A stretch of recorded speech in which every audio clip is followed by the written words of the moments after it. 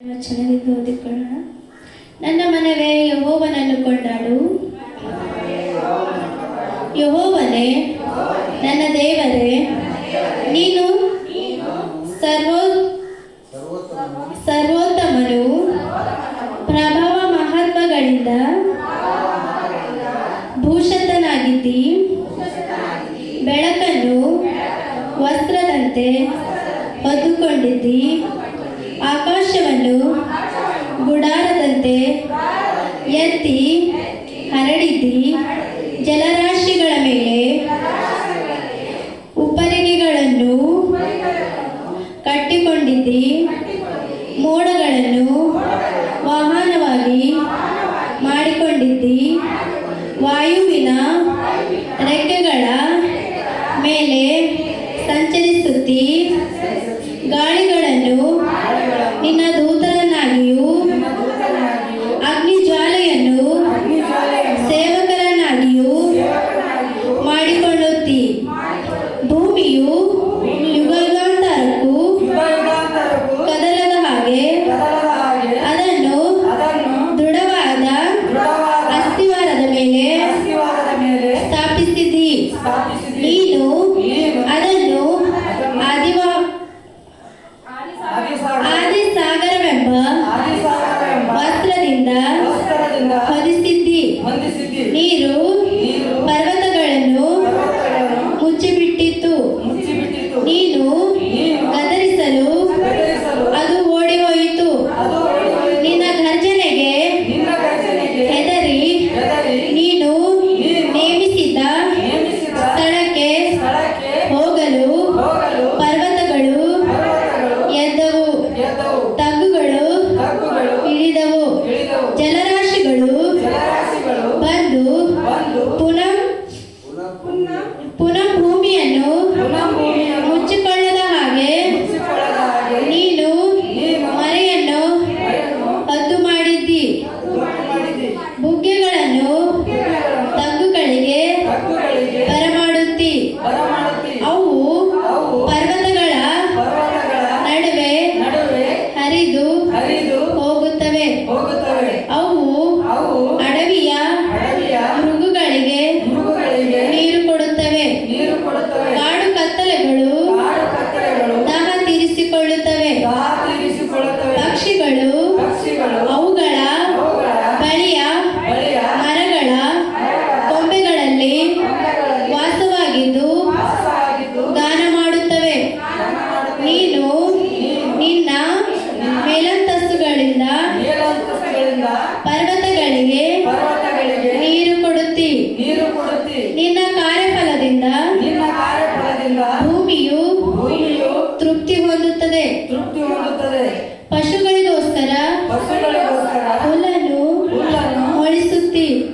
ಮನುಷ್ಯರಿಗೋಸ್ಕರ ಪೈರುಗಳನ್ನು ಹುಟ್ಟಿಸುತ್ತಿ. ಅವರು ಭೂವ್ಯವಾಸ ಮಾಡಿ ಆಹಾರವನ್ನು ಹೃದಯಾಂತರಕರವಾದ ದ್ರಾಕ್ಷರಸವನ್ನು ಮುಖಕ್ಕೆ ಕಾಂತಿಯನ್ನುಂಟು ಮಾಡುವ ಎಣ್ಣೆಯನ್ನು ಪ್ರಾಣಾಧಾರವಾದ ರೊಟ್ಟಿಯನ್ನು ಸಂಪಾದಿಸಿಕೊಳ್ಳುತ್ತಾರೆ. ಆಮೆನ್. ದೇವರ ವಾಕ್ಯವನ್ನು ಆಶೀರ್ವದಿಸಿ.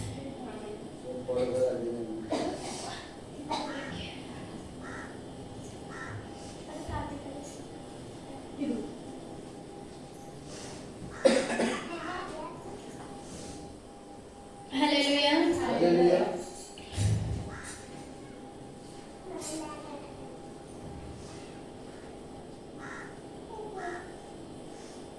ಚಿಕ್ಕದಾಗಿ ಪ್ರಾರ್ಥನೆ ಮಾಡಿಕೊಳ್ಳೋಣ ವಾಕ್ಯಗೋಸ್ಕರ.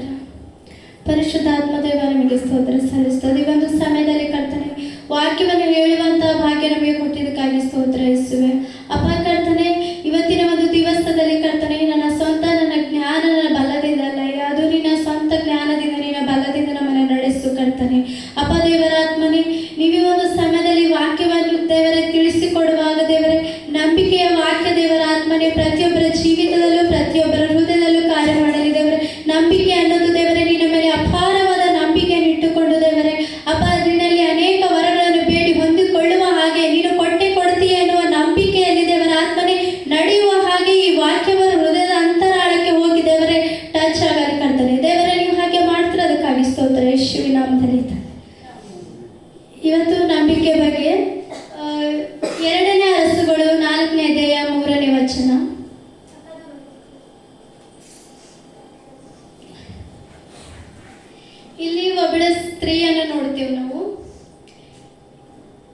ಇಲ್ಲಿ ಎಲಿಷನ್ ಜೊತೆ ಒಬ್ಬ ಸೇವಕನು ಸೇವೆ ಮಾಡ್ತಾ ಇರ್ತಾನೆ.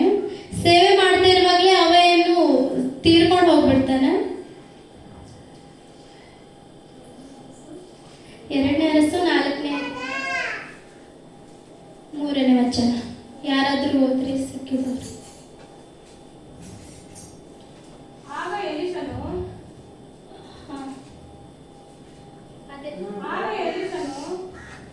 ಆಕೆಗೆ ಹೋಗಿ, ನಿನ್ನ ನೆರೆಯವರಿಂದ ಸಿಕ್ಕುವಷ್ಟು ಬರೀ ಪಾತ್ರೆಗಳನ್ನು ಕೇಳಿಕೊಂಡು ಬಾ. ಆಮೇಲೆ ಇದು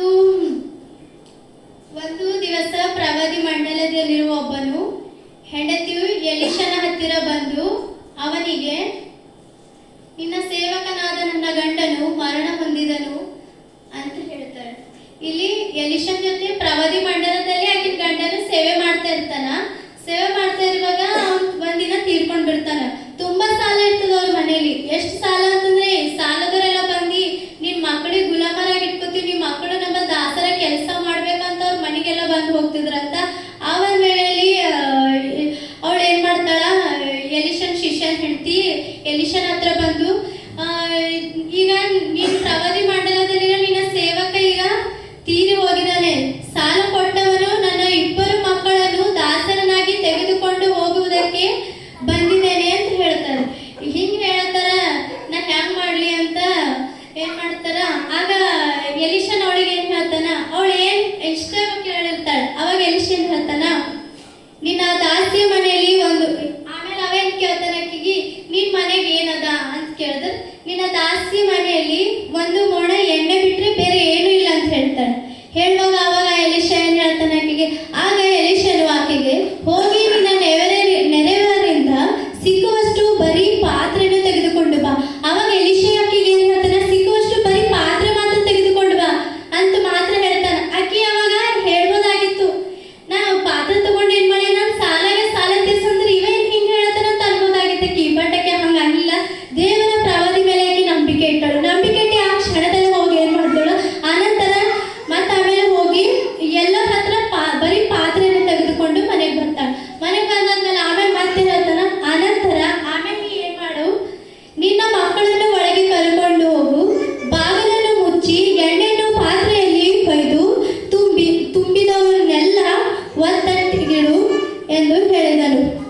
ಆಮೇಲೆ ಆ ಪಾತ್ರೆಗಳೆಲ್ಲ ತಂದು ಒಳಗೆ ಏನ್ ಮಾಡ್ತೀವಿ, ಅದ್ರೊಳಗೆ ಎಲ್ಲದ್ರಾಗ ಎಣ್ಣೆ ಹಾಕಿ ತುಂಬಿ ಇಷ್ಟ ಆಕೆ ಅನ್ಬೋದಾಗಿತ್ತು, ಬರೀ ಇಷ್ಟೇ ಎಣ್ಣೆ ಅದ, ಇಷ್ಟ ಎಣ್ಣೆ ಅಷ್ಟು ಪಾತ್ರೆಗಳಿಗೆ ಹಾಕಲ್ಲಂತ ನೀವೇನು ಹುಚ್ಚಾರಿರೋ ಅಂತ ಅನ್ಬೋದಾಗಿತ್ತು. ಆಕಿ ದೇವರ ಮೇಲೆ ನಂಬಿಕೆ ಇಟ್ಟಳು. ನಂಬಿಕೆ ಇಟ್ಟು ಎಲ್ಲ ಪಾತ್ರೆಯಲ್ಲಿ ಎಣ್ಣೆ ಹಾಕ್ತಾ ಒಂದ್ ಪಾತ್ರೆಯಲ್ಲಿ ಎಣ್ಣೆ ಹಾಕ್ತಿದ್ರೆ ಮತ್ತೆ ಮಕ್ಕಳು ಹೇಳ್ತಾರೆ ಇನ್ನೊಂದು ಪಾತ್ರೆ ಇಕ್ಕೋ ಅಂತ, ಮತ್ತೊಂದು ಪಾತ್ರೆ ಎಣ್ಣೆ ಹಾಕ್ತಾ ಮತ್ತೆ ಇನ್ನೊಂದು ಪಾತ್ರೆ ಇಕ್ಕೋ ಅಂತ.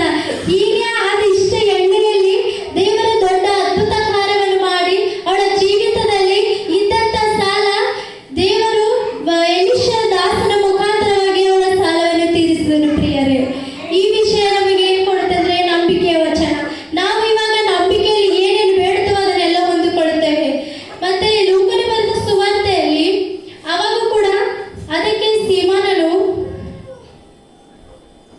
ಅಲ್ಲೂ ಕೂಡ ನಂಬಿಕೆ ವಚನ ಹೇಳ್ತದ್ರಿ. ಅಲ್ಲಿ ಲೂಕ ಬರೆದ ಸುವಾರ್ತೆ 5ನೇ ಅಧ್ಯಾಯ 5ನೇ ವಚನದಲ್ಲಿ, ಬರ್ರಿ ಪಾಠ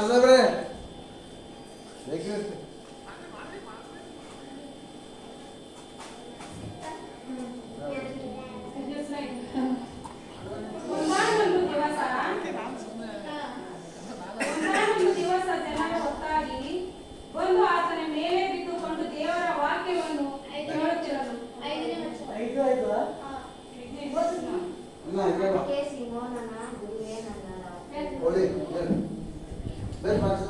ಅದಕ್ಕೆ ಸೀಮೋನನು, ಗುರುವೇ, ನಾವು ರಾತ್ರಿಯೆಲ್ಲ ಪ್ರಯಾಸ ಪಟ್ಟರೂ ಏನೂ ಸಿಕ್ಕಲಿಲ್ಲ, ಆದರೆ ನಿನ್ನ ಮಾತಿನ ಮೇಲೆ ಬಲೆಗಳನ್ನು ಹಾಕುತ್ತೇನೆ ಅಂದನು. ಇಲ್ಲಿ ನೋಡಿ, ಸೀಮೋನನ ಏನ್ ಮಾಡಿರ್ತಾರ, ಹಡಗಿನಲ್ಲಿ ಎಷ್ಟು ರಾತ್ರಿ ಎಲ್ಲ ಪ್ರಯಾಸ ಪಡ್ತಾರೆ, ಬಟ್ ಅವ್ರಿಗೆ ಒಂದು ಮೀನು ಕೂಡ ಸಿಗಲ್ಲ.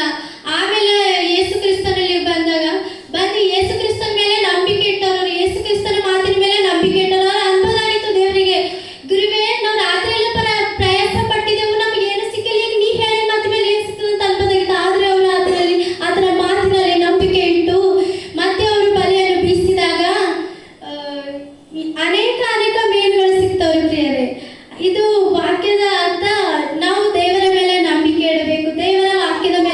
ಕೇಳಬೇಕು. ಇವತ್ತು ನಾವು ಏನಾದರೂ ದೇವರಲ್ಲಿ ಕೇಳಿಕೊಂಡಿದ್ದೇವೆ ಅಂದರೆ ದೇವರು ನನ್ನ ಜೀವಿತದಲ್ಲಿ ನಾನು ಏನು ಬೇಡಿದೆ ಅದನ್ನೆಲ್ಲವನ್ನು ಕೊಡುತ್ತೇನೆ ಅನ್ನೋ ನಂಬಿಕೆ ನಮ್ಮಲ್ಲಿರಬೇಕು. ದೇವರ ನಂಬಿಕೆ ಸ್ತೋತ್ರವಾಗಲಿ.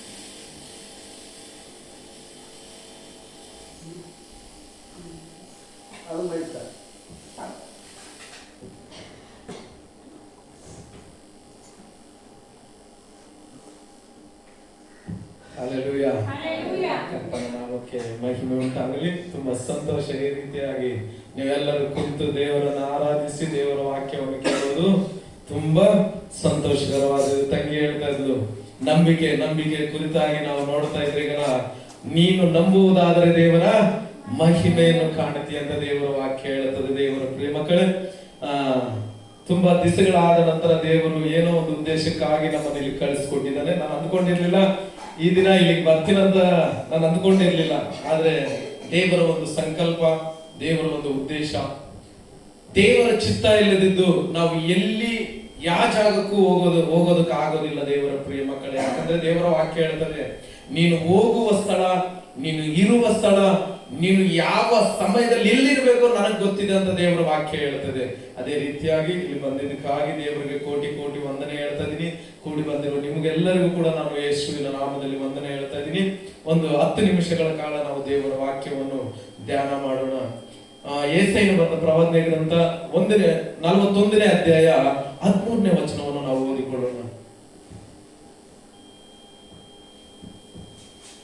ಯೆಹೋವನ ಆತ್ಮಕ್ಕೆ ಯಾವನು ವಿದ್ಯೆಯನ್ನು ನೇಮಿಸಿದನು, ಹ್ಮ್ ಯಾವನು ಆಲೋಚನಾ ಕರ್ತನಾಗಿ ಆತನಿಗೆ ಉಪದೇಶಿಸಿದನು, ಅವನು ಯಾವನು ಆಲೋಚನೆಯನ್ನು ಕೇಳಿದನು, ಯಾವನು ಆತನಿಗೆ ಬುದ್ಧಿ ಕಲಿಸಿ ಆತನನ್ನು ನ್ಯಾಯ ಮಾರ್ಗದಲ್ಲಿ ನಡೆಸಿದನು, ಯಾವನು ಆತನಿಗೆ ಜ್ಞಾನವನ್ನು ಬೋಧಿಸಿ ವಿವೇಕ ಮಾರ್ಗವನ್ನು ತೋರಿಸಿದನು, ಆಹಾ ಆತನ ಗಣನೆಯಲ್ಲಿ ಜನಾಂಗಗಳು ಕಪಿಲೆಯಂತಿರುವ ತುಂತುರಿನಂತೆಯೂ ತ್ರಾಸಿನ ತಟ್ಟೆಯ ಧೂಳಿನ ಹಾಗೂ ಇರುತ್ತವೆ.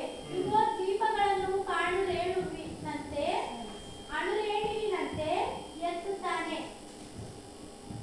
ಆತನಿಗೆ ಅರ್ಪಿಸಿದ್ದಕ್ಕೆ ಹೋಮಕ್ಕೆ ಲೆಬನೋನಿನ ಪಶುಗಳು ಸಾಲವು, ಅಲ್ಲಿನ ವನವು ಸನ್ನಿಧಿಗೆ 12ನೇ ವಚನದಿಂದ ಓದೋಣ. ಯಾವನು ಸಾಗರ ಸಮುದ್ರಗಳನ್ನು ಸೆರೆಯಿಂದ. ಯೆಶಾಯನ ಬರೆದ ಪ್ರವಾದನೆ ಗ್ರಂಥ 41ನೇ ಅಧ್ಯಾಯ 12ನೇ ವಚನ. ನಿನ್ನೊಡನೆ ಹೋರಾಡಿದವರನ್ನು ಹುಡುಕಿದರು, ಅವರು ನಿನಗೆ ಕಾಣಿಸಿರು. ನಿನಗೆ ವಿರೋಧವಾಗಿ ಮಾಡಿದವರನ್ನು ಇಲ್ಲದೆ ಹೋಗಿ ನಿರ್ಮಯವಾಗುವರು. ಭಯಪಡಬೇಡ, ನಾನೇ ನಿನಗೆ ಸಹಾಯ ಮಾಡುತ್ತೇನೆ. ಸಾಕು. ದೇವರ ಪ್ರಿಯ ಮಕ್ಕಳೇ, ಯೆಶಾಯನ ಬರೆದ ಪ್ರವಾದನೆ ಗ್ರಂಥದಲ್ಲಿ 41ನೇ ಅಧ್ಯಾಯ 12ನೇ ವಚನದಲ್ಲಿ ನಾವು ಓದುವಾಗ, ಭಯಪಡಬೇಡ, ನಾನೇ ನಿನಗೆ ಸಹಾಯಕನಾಗಿದ್ದೀನಿ. ನಮಗೆ ಸಹಾಯಕನು ಯಾರು? ನಮಗೆ ಸಹಾಯಕನು ಯಾರು? ಯಾಕೆ ನಮಗೆ ಸಹಾಯ ಮಾಡಬೇಕು? ನಾವು ಸಹಾಯ ಯಾರನ್ನ ಕೇಳಬೇಕು? ಸಹಾಯ ಅಂದ್ರೆ ಏನು ಅನ್ನೋದನ್ನ ಕೆಲವೊಂದು ನಿಮಿಷಗಳ ಕಾಲ ಮಾತ್ರ ನಾವು ಧ್ಯಾನ ಮಾಡೋದಕ್ಕೆ ಹೋಗೋಣ. ದೇವರ ಪ್ರಿಯ ಮಕ್ಕಳೇ, ಸಹಾಯ ಅಂದ್ರೆ ಇನ್ನೊಬ್ಬರು ನಮಗೆ ಮಾಡುವ ಹೆಲ್ಪ್ ನೇಚರ್ ಅಂದ್ರೆ ನಾವು ಕಷ್ಟದಲ್ಲೋ, ದುಃಖದಲ್ಲೋ, ರೋಗದಲ್ಲೋ, ಬಂಧನದಲ್ಲೋ, ಇಲ್ಲಂದ್ರೆ ಏನೋ ಒಂದು ವಿಷಯದಲ್ಲಿ ನಾವೇನಾಗಿರ್ತೀವಿ, ಕುಗ್ಗಿ ಹೋಗಿರ್ತೀವಿ. ನಾವು ಭಯ ಪಡ್ಕೊಂಡಿರ್ತೀವಿ. ಅಯ್ಯೋ, ನನ್ನ ಕುಟುಂಬ ಈ ಪರಿಸ್ಥಿತಿಯಲ್ಲಿ ಆಗೋಯ್ತೆ, ಅಯ್ಯೋ ನನ್ನ ಜೀವಿತ ಈ ರೀತಿ ಆಗೋಯ್ತೆ, ಅಯ್ಯೋ ನನಗೆ ರೋಗ ಬಂದ್ಬಿಡುತ್ತೆ, ಅಯ್ಯೋ ನನಗೆ ಹಣ ಇಲ್ವೇ, ಅಯ್ಯೋ ನನಗೆ ಏನೋ ಒಂದು ವಿಷಯದಲ್ಲಿ ನಾವು ಸೋತು ಹೋಗಿರುವಾಗ, ದೇವರ ಪ್ರಿಯ ಮಕ್ಕಳೇ ಚೆನ್ನಾಗಿ ಅರ್ಥ ಮಾಡಿಕೊಂಡ್ರಿ ದೇವರ ವಾಕ್ಯವನ್ನು. ನಾವೆಲ್ಲವನ್ನು ಕಳ್ಕೊಂಡು ನಿರಸ್ಪೃಹ ಒಂದು ವಿಷಯದಲ್ಲಿ ಆಗಲಿ, ಇಲ್ಲ ಎಲ್ಲ ಕಳ್ಕೊಂಡು ಅಯ್ಯೋ ನನಗೆ ಜೀವನನೇ ಇಲ್ಲ, ಅಯ್ಯೋ ನನ್ನ ಜೀವಿತನೇ ಕಳ್ಕೊಂಡೆ, ಅಯ್ಯೋ ನನ್ನಲ್ಲಿ ಹಣ ಇಲ್ಲ, ಅಯ್ಯೋ ನನ್ನ ಕುಟುಂಬದಲ್ಲಿ ಸಮಾಧಾನ ಇಲ್ಲ, ಅಯ್ಯೋ ನನ್ನ ಕುಟುಂಬದಲ್ಲಿ ಆರ್ಥಿಕ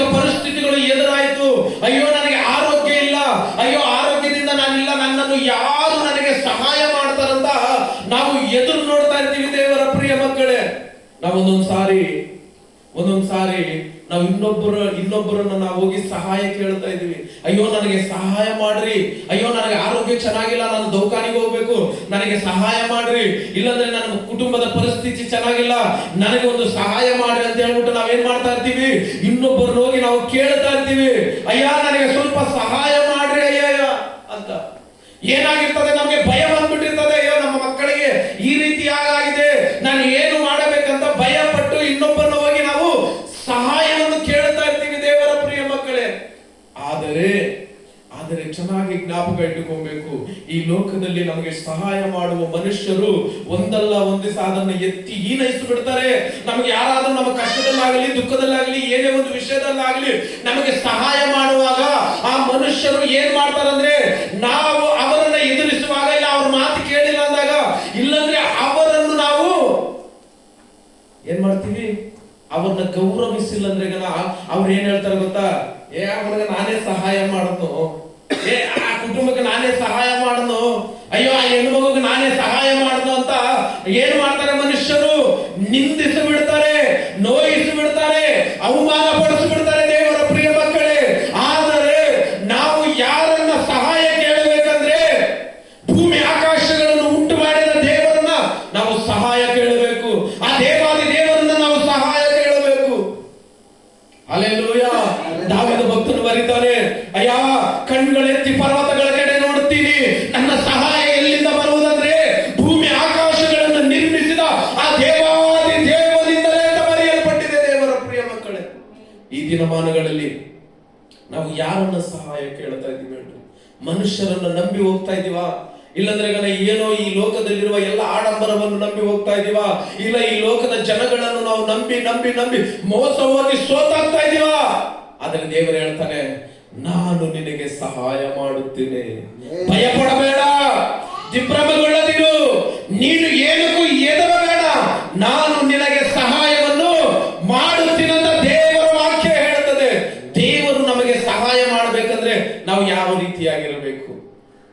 ಕೀರ್ತನೆ, ದಾವೀದನು ಬರೆದ ಕೀರ್ತನೆ 115ನೇ ಅಧ್ಯಾಯ 11ನೇ ವಚನ. ಕೀರ್ತನೆ, ದಾವೀದನು ಬರೆದ ಕೀರ್ತನೆ 115ನೇ ಅಧ್ಯಾಯ 11ನೇ ವಚನವನ್ನು ನಾವು ಓದೋಣ. ಯೆಹೋವನ ಭಕ್ತರೇ ಯೆಹೋವನಲ್ಲಿ ಭರವಸೆ ಇಡಿರಿ, ಅವರ ಸಹಾಯಕನು ಆತನ ಸಹಾಯಕನು ಗುರಾಣಿಯು ಆತನೇ. ಆದರೆ ದೇವರು ನಮಗೆ ಸಹಾಯ ಮಾಡಬೇಕಂದ್ರೆ ನಾವೇನಾಗಿರಬೇಕು? ಆತನ ಮೇಲೆ ನಂಬಿಕೆ ಇಡಬೇಕು, ಆತನ ಮೇಲೆ ಭರವಸೆ ಆಗಿರಬೇಕು. ನಾವೆಷ್ಟು ಜನ ದೇವರು ನಂಬ್ತಾ ಇದ್ದೀವಿ? ಎಷ್ಟು ಜನ ದೇವರ ಮೇಲೆ ನಾವು ಭರವಸೆ ಇಡ್ತಾ ಇದ್ದೀವಿ? ದೇವರೇ, ನನಗೆ ಏನೇ ಪರಿಸ್ಥಿತಿ ಎದುರಾದ್ರೆ ಕೂಡ, ನನಗೆ ಊಟ ಇಲ್ಲ, ನನಗೆ ಬಟ್ಟೆ ಇಲ್ಲ, ನನ್ನ ಕುಟುಂಬದಲ್ಲಿ ಏನೇ ಕಷ್ಟ ಬಂದ್ರು, ನನ್ನನ್ನು ಯಾರು ಬಿಟ್ಟು ಹೋದ್ರು, ದೇವರೇ ನಿನ್ನ ಮೇಲೆ ನಾನು ನಂಬಿಕೆ ಇಡ್ತೀನಿ ಅಂತ ಎಷ್ಟು ಜನರು ನಾವು ದೇವರನ್ನು ನಂಬ್ತಾ ಇರ್ತೀವಿ? ಎಷ್ಟು ಜನರು ನಾವು ದೇವರ ಮೇಲೆ ಭರವಸೆ ಇಡ್ತಾ ಇದ್ದೀವಿ? ದಾವೀದ ಭಕ್ತನು ಹೇಳ್ತಾ ಇದ್ದಾನೆ ಇಲ್ಲಿ, ನನಗೆ ಭರವಸೆ ನೀನೇ ಅಪ್ಪ, ನಾನು ನಂಬುವ ದೇವರು ನೀನೇ ಅಪ್ಪ, ನೀನೇ ನನಗೆ ಸಹಾಯ ಮಾಡುವ ದೇವರಂತ ದಾವೀದ ಭಕ್ತನಲ್ಲಿ ಸ್ಪಷ್ಟವಾಗಿ ಬರೀತಾ ಇದ್ದಾನೆ ದೇವರ ಪ್ರಿಯ ಮಕ್ಕಳೇ. ಹೋದ್ರ ಇನ್ನೊಂದ್ಸಲ ವಾಕ್ಯ, ಯೆಹೋವನ ಭಕ್ತರೇ ಏನಂದ್ರಿ? ಯೆಹೋವನ ಭಕ್ತರೇ ಯೆಹೋವನಲ್ಲಿ ಭರವಸೆ ಇಡಬೇಕು, ಆತನ ಮೇಲೆ ನಂಬಿಕೆ ಇಡಬೇಕು. ಆತನು ನನಗೆ ಸಹಾಯ ಮಾಡ್ತಾನಂತ ನಾವು ಯಾವಾಗ ನಮ್ಮ ಹೃದಯ ಪೂರ್ವಕವಾಗಿ, ಯಾವಾಗ ನಮ್ಮ ಹೃದಯದಲ್ಲಿ ಆತನ ಮೇಲೆ ಆಧಾರಗೊಳ್ಳುತ್ತೀವೋ, ಯಾವಾಗ ಆತನ ಮೇಲೆ ನಾವು ನಂಬಿಕೆ ಇಡ್ತೀವೋ, ಅವಾಗ ಆ ದೇವಾದಿ ದೇವನು ಏನ್ ಮಾಡ್ತಾನೆ? ಸಹಾಯ ಮಾಡುತ್ತಾನೆ. ನಾವ್ ಯಾರ ಮೇಲೆ ನಂಬಿಕೆ ಇಡ್ತೀವಿ? ನಮ್ಮ ಯಜಮಾನರ ಮೇಲೆ ನಂಬಿಕೆ ಇಡ್ತೀವಿ, ನನ್ನ ಹೆಂಡತಿ ಮೇಲೆ ನಂಬಿಕೆ ಇಡ್ತೀವಿ, ಮಕ್ಕಳ ಮೇಲೆ ನಂಬಿಕೆ ಇಡ್ತೀವಿ, ಬಂಧು ಬಳಗದ ಮೇಲೆ ನಂಬಿಕೆ ಇಡ್ತೀವಿ. ಏನಂತ್ರಿ? ಬಂಧು ಬಳಗದ ಮೇಲೆ ನಂಬಿಕೆ ಇಡ್ತೀವಿ, ಇಲ್ಲಾಂದ್ರೆ ಸ್ನೇಹಿತರ ಮೇಲೆ ನಂಬಿಕೆ ಇಡ್ತೀವಿ. ಅಷ್ಟು ಇಲ್ಲಾಂದ್ರೆ ದೊಡ್ಡಪ್ಪ ದೊಡ್ಡಮ್ಮ ಚಿಕ್ಕಮ್ಮ ಯಾರ ಮೇಲೆ ಒಬ್ಬರ ಮೇಲೆ ನಾವು ಏನ್ ಮಾಡ್ತಾ ಇರ್ತೀವಿ? ನಂಬಿಕೆ ಇಟ್ಟು ಭರವಸೆ ಇಟ್ಟು ನಾವು ಈ ಭೂಲೋಕದಲ್ಲಿ ಜೀವನ ಮಾಡ್ತಾ ಇದ್ದೀವಿ ದೇವರ ಪ್ರಿಯ ಮಕ್ಕಳೇ. ಆದರೆ ದಾವೀದ ಭಕ್ತನಲ್ಲಿ ಬರೀತಾ ಇದ್ದಾರೆ, ನನ್ನ ನಂಬಿಕೆಯು ನನ್ನ ಆಶ್ರಯವು ನನ್ನ ಗುರಾಣಿಯು ನೀನಾಗಿದೆಯಪ್ಪ. ನಾನು ಈ ಲೋಕದಲ್ಲಿ ಯಾರ ಮೇಲೆ ಭರವಸೆ ಇಡಬೇಕು? ನಿನ್ನನ್ನು ಬಿಟ್ಟು ನನಗೆ ಯಾರು ಇದ್ದಾರೆ ದೇವರೇ? ನೀನೇ ನನಗೆ ಆಶ್ರಯ, ನೀನೇ ನನಗೆ ಆಧಾರ. ನಿನ್ನನ್ನು ಬಿಟ್ಟು ಈ ಲೋಕದಲ್ಲಿ ಯಾರು ನನಗೆ ಸಹಾಯ ಮಾಡುವವರು ಯಾರು ಇಲ್ಲ. ನಾವು ಅಂದ್ಕೊಂತ ಇದ್ದೀವ? ನಮ್ಮ ಜೀವನಗಳಲ್ಲಿ ನಾವು ಅಂದ್ಕೊಂತ ಇದ್ದೀವ? ದೇವರು ನಮಗೆ ಸಹಾಯ ಮಾಡ್ಬೇಕಂದ್ರೆ ಏನ್ ಮಾಡ್ಬೇಕು? ಫಸ್ಟ್ ನಂಬಿಕೆ ದೇವರ ಮೇಲೆ ಇಡಬೇಕು, ಭರವಸೆ ದೇವರ ಮೇಲೆ ಇಡಬೇಕು. ಅವಾಗ ದೇವರು ನಮಗೆ ಏನ್ ಮಾಡ್ತಾನೆ? ಸಹಾಯವನ್ನು ಮಾಡ್ತಾನೆ. ದೇವರ ಪ್ರಿಯ ಮಕ್ಕಳೇ, ಹಲ್ಲೆಲೂಯಾ, ಹಲ್ಲೆಲೂಯಾ, ಹಲ್ಲೆಲೂಯಾ. ಮೊದಲನೇದಾಗಿ ನಾವೇನ್ ಮಾಡ್ಬೇಕು? ದೇವರ ಮೇಲೆ ನಂಬಿಕೆ ಭರವಸೆ ಇಟ್ಟು ನಾವಿರುವಾಗ ದೇವರು ನಮಗೆ ಸಹಾಯವನ್ನು ಮಾಡ್ತಾನೆ. ಎರಡನೇದಾಗಿ 2 ಪೂರ್ವಕಾಲ ವೃತ್ತಾಂತ 16ನೇ ಅಧ್ಯಾಯ 2 ಪೂರ್ವಕಾಲ ವೃತ್ತಾಂತ 18ನೇ ಅಧ್ಯಾಯ 31ನೇ ವಚನ ಓದ್ರಿ. 18ನೇ ಅಧ್ಯಾಯ 18 31ನೇ ವಚನ. ಹಾ ಹಾ ಕಂಡಾಗ ಹಾ ನೆನೆಸಿ ಅವನಿಗೆ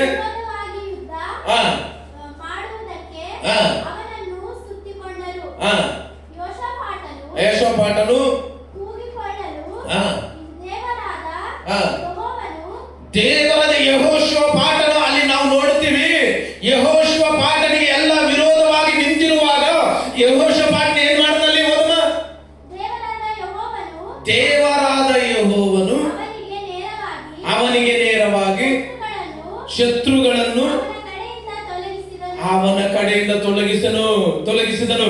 ಯೆಹೋಷಾಫಾಟನಿಗೆ ವಿರೋಧವಾಗಿ ನಿಂತಿರುವ ಎಲ್ಲ ಜನಾಂಗಗಳನ್ನು, ಎಲ್ಲ ಜನಗಳನ್ನು, ವಿರೋಧಿಗಳನ್ನು ಏನ್ ಮಾಡದಂತೆ? ಯೆಹೋಷಾಫಾಟನು ದೇವರಿಗೆ ಮೊರೆ ಇಟ್ಟಾಗ, ಅಲ್ಲಿ ಬರೆಯಲ್ಪಟ್ಟಿದೆ ಮೊರೆ ಇಟ್ಟಾಗ ಅಂತ ಅಮ್ಮ, ಬರೆಯಲ್ಪಟ್ಟಿದಮ್ಮ. ಯೆಹೋಷಾಫಾಟನು ದೇವರಿಗೆ ಮೊರೆ ಇಡುವಾಗ ಅವನ ಶತ್ರುಗಳಿಂದ ಅವನನ್ನು ಬಿಡಿಸಿದನು. ಅವನ ಶತ್ರುಗಳೆಲ್ಲ ಅಲ್ಲಿಂದ ಓಡಿ ಹೋಗೋ ತರ ದೇವರು ಮಾಡಿದನು. ದೇವರ ಪ್ರಿಯ ಮಕ್ಕಳೇ, ಮೊದಲನೇದಾಗಿ ನಾವೇನ್ ಮಾಡಬೇಕು? ದೇವರ ಮೇಲೆ ನಂಬಿಕೆ ಇಡಬೇಕು, ಭರವಸೆ ಇಡಬೇಕು. ಎರಡನೇದಾಗಿ ದೇವರಿಗೆ ಮೊರೆ ಇಡುವಾಗ ದೇವರು ನಮಗೆ ಸಹಾಯವನ್ನು ಮಾಡ್ತಾನೆ. ದೇವರ ಪ್ರಿಯ ಮಕ್ಕಳೇ, ಯೆರೆಮೀಯನು ಬರೆದ ಪ್ರವಾದನೆ ಗ್ರಂಥ 33ನೇ ಅಧ್ಯಾಯ 3ನೇ ವಚನ ಓದ್ರಿ. ಯೆರೆಮೀಯನು ಬರೆದ ಪ್ರವಾದನೆ ಗ್ರಂಥ 3ನೇ ಅಧ್ಯಾಯ 33ನೇ ಅಧ್ಯಾಯ 3ನೇ ವಚನ ಓದ್ರಿ.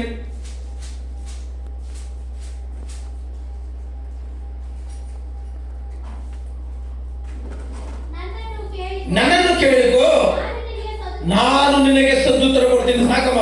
ಇಲ್ಲಿ ನೋಡ್ರಿ ದೇವರ ಪ್ರಿಯ ಮಕ್ಕಳಿಗೆ, ಯಾವಾಗ ನಾವು ದೇವರನ್ನ ಬೇಡಿಕೊಳ್ಳುತ್ತೀವೋ, ಯಾವಾಗ ದೇವರಿಗೆ ಮೊರೆ ಇಡ್ತೀವೋ, ಯಾವಾಗ ದೇವರೊಟ್ಟಿಗೆ ನಾವು ಇರ್ತೀವೋ, ಅವಾಗ ದೇವರು ಏನ್ ಮಾಡ್ತಾನೆ? ನಮ್ಮ ಮರಿಯನ್ನು ಲಾಲಿಸ್ತಾನೆ. ದೇವರ ಪ್ರಿಯ ಮಕ್ಕಳೇ, ನಮ್ಮ ಮರಿಯನ್ನು ಲಾಲಿಸಿ ನಮಗೆ ಸಹಾಯ ಮಾಡೋದಕ್ಕೆ ಆತನು ಸಿದ್ಧನಾಗಿರ್ತಾನೆ. ಮೊದಲನೇದಾಗಿ ನಮಗೆ ಸಹಾಯ ಬರಬೇಕಂದ್ರೆ ದೇವರ ಮೇಲೆ ನಂಬಿಕೆ ಇಡಬೇಕು, ದೇವರ ಮೇಲೆ ಆಶ್ರಯಿಸಿಕೊಳ್ಳಬೇಕು. ಎರಡನೇದಾಗಿ ನಮಗೆ ಸಹಾಯ ಬರಬೇಕಂದ್ರೆ ನಾವು ದೇವರಿಗೆ ಮೊರೆ ಇಡಬೇಕು. ಅದಕ್ಕೆ ಮತ್ತೆ ಸುವಾರ್ತ 7ನೇ ಅಧ್ಯಾಯ 7ನೇ ವಚನದಲ್ಲಿ ಬರೆಯಲ್ಪಟ್ಟಿದೆ, ಕೇಳಿರಿ ನಿಮಗೆ ಕೊಡಲ್ಪಡುವುದಂತ. ಯಾವಾಗ ನಾವು ದೇವರನ್ನ ಕೇಳಿಕೊಳ್ಳುತ್ತೀವೋ, ಯಾವಾಗ ದೇವರ ಬಳಿಯಲ್ಲಿ ನಾವು ಮೊರೆ ಇಡ್ತೀವೋ, ಅವಾಗ ದೇವರು ನಮಗೆ ಏನ್ ಮಾಡ್ತಾನೆ? ಸಹಾಯವನ್ನು ಮಾಡುತ್ತಾನೆ. ದೇವರ ಪ್ರಿಯ ಮಕ್ಕಳೇ, ಮೊದಲನೇದಾಗಿ ನಂಬಿಕೆ ಇಡಬೇಕು, ಎರಡನೇದಾಗಿ ದೇವರಿಗೆ ಮೊರೆ ಇಡಬೇಕು, ಮೂರನೇದಾಗಿ ಕೀರ್ತನೆ, ದಾವೀದನು ಬರೆದ ಕೀರ್ತನೆ 33ನೇ ಅಧ್ಯಾಯ 21ನೇ ವಚನವನ್ನು ಓದಿ ನಾನು ಮುಗಿಸಕ್ಕೆ ಹೋಗ್ತೀನಿ. ಮೂರನೇದಾಗಿ ನಾವೇನ್ ಮಾಡ್ಬೇಕು? ನಮಗೆ ಸಹಾಯ ಮಾಡಬೇಕಂದ್ರೆ 33:21ನೇ ವಚನ. ಹಾ ಹಾ ಹಾ ಏನಂದ್ರೆ, ಯೆಹೋವನೇ ನಾವು ನಿಮ್ಮನ್ನೇ ನಿರೀಕ್ಷಿಸಿಕೊಂಡಿದ್ದೇವೆ. ಅಂದ್ರೆ ಈಗ ನಿರೀಕ್ಷಿಸಿಕೊಂಡಿದ್ದೀವಿ ಅಂದ್ರೆ ಈಗ ಕಾದು ಕುಂತುಕೊಳ್ಳಬೇಕು ದೇವರ ಸನ್ನಿಧಿಯಲ್ಲಿ. ದೇವರ ಸನ್ನಿಧಿಯಲ್ಲಿ ಏನ್ ಮಾಡಬೇಕು? ಕಾದು ಕುಂತುಕೊಳ್ಳಬೇಕು. ದೇವರೇ, ನಿನ್ನ ಸಹಾಯಕ್ಕಾಗಿ ನಿನ್ನ ಆಲಯದಲ್ಲಿ ನಾನು ಏನ್ ಮಾಡ್ತಾ ಇದ್ದೀನಿ? ಕಾದು ಕುಂತುಕೊಂಡಿದ್ದೀನಿ. ನೀನು ನನ್ನನ್ನು ಆಶೀರ್ವಾದ ಮಾಡದೆ ಹೊರತು ನಾನು ನಿನ್ನನ್ನು ಬಿಡೋದಿಲ್ಲ ಅಂತ ಹೇಳಿದ ಯೋಸೇಫನು. ದೇವರ ಪ್ರಿಯ ಮಕ್ಕಳೇ, ಚೆನ್ನಾಗಿ ಅರ್ಥ ಮಾಡಿಕೊಂಡ್ರಿ. ಯಾವಾಗ ನಾವು ದೇವರ ಸನ್ನಿಧಿಯಲ್ಲಿ ನೋಡ್ರಿ, ದೇವರ ಸನ್ನಿಧಿಯಲ್ಲಿ ಯಾವಾಗ ನಾವು ಕಾದು ಕುಂತಿರ್ತೀವೋ, ಆ ಕಾದು ಕುಂತಿರುವ ಸಮಯ ವ್ಯರ್ಥವಾಗಿ ಹೋಗೋದಿಲ್ಲ. ಇಲ್ಲಿ ಏನ್ ಮಾಡುದು? ಆತನ ಸಾನ್ನಿಧ್ಯಕ್ಕಾಗಿ ಕಾದು ಕುಂತನು, ಆತನ ಸಹಾಯಕ್ಕಾಗಿ ಕಾದು ಕುಂತನು.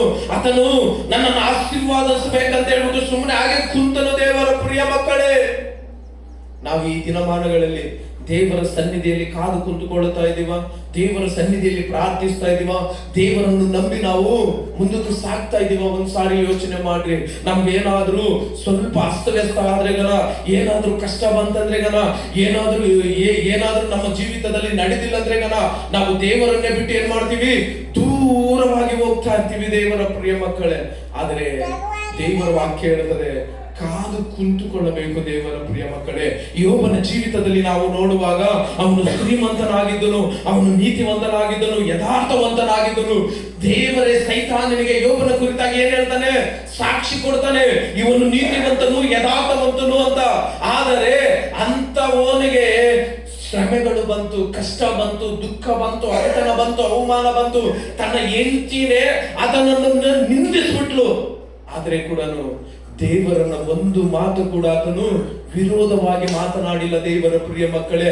ಅವನಿಗಿದ್ದ ಎಲ್ಲ ಸಮಸ್ತವೂ ಕಳ್ಕೊಂಡನು, ಅವನಿಗಿದ್ದ ಎಲ್ಲ ಆರೋಗ್ಯವನ್ನು ಕಳ್ಕೊಂಡನು, ಎಲ್ಲವೂ ಕಳ್ಕೊಂಡು ಬೀದಿಯಲ್ಲಿ ಬಟ್ಟೆಯಿಂದ ಅರ್ಬಿಂದಿರ ಕುಂತುಕೊಂಡನು.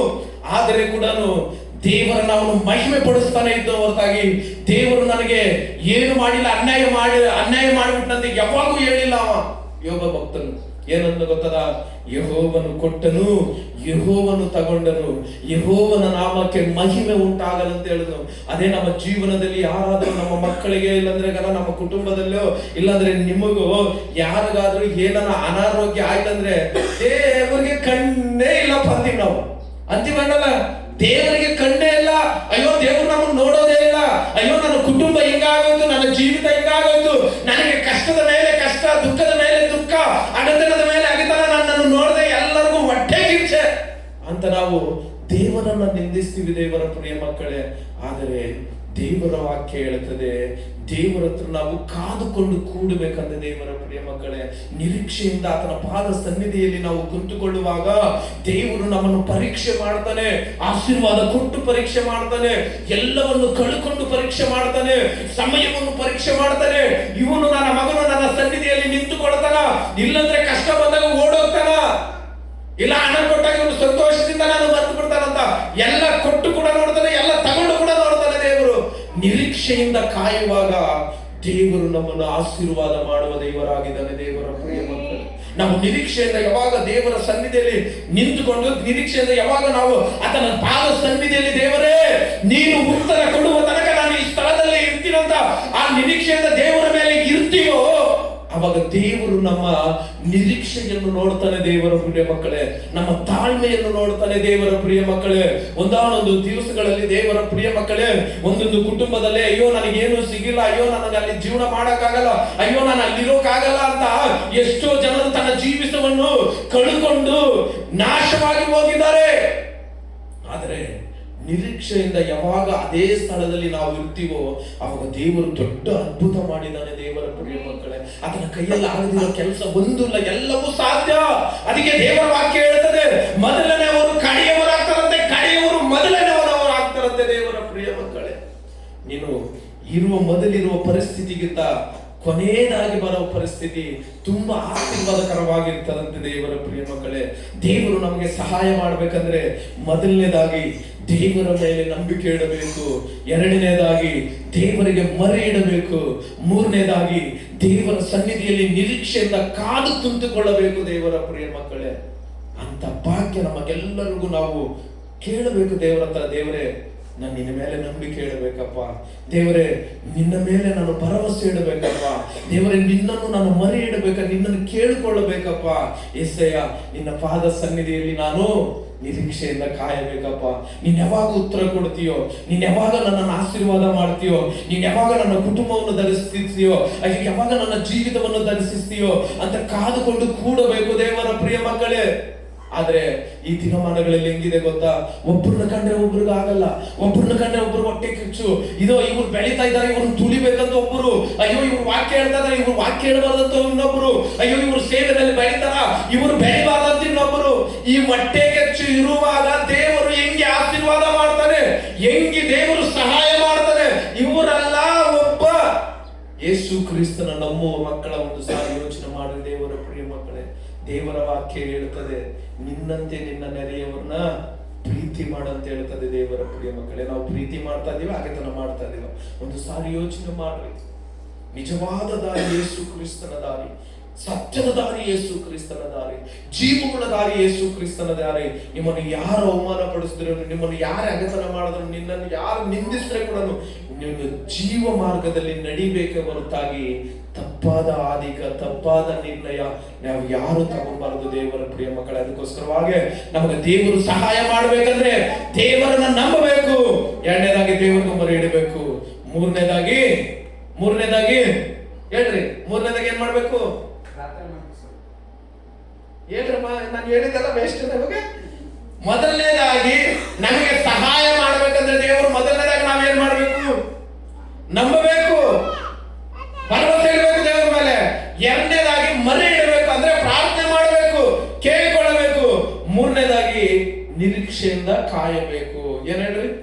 ನಿರೀಕ್ಷೆಯಿಂದ ಕಾಯಬೇಕು. ದೇವರೇ ನೀನ್ ಯಾವಾಗ ಉತ್ತರ ಕೊಡ್ತೀಯಪ್ಪ ಅಂತ ನಮ್ಮ ಭಾಷೆನಲ್ಲಿ ಹೇಳ್ತಾರೆ. ಆ ಕಡೆ ಎಲ್ಲಾನು ಪೂಜಾರಿ ವರ ಕೊಟ್ರೆ, ದೇವ್ರ ವರ ಕೊಟ್ರೆ ಕೂಡ ಪೂಜಾರಿ ವರ ಕೊಡಲ್ಲಂತೆ.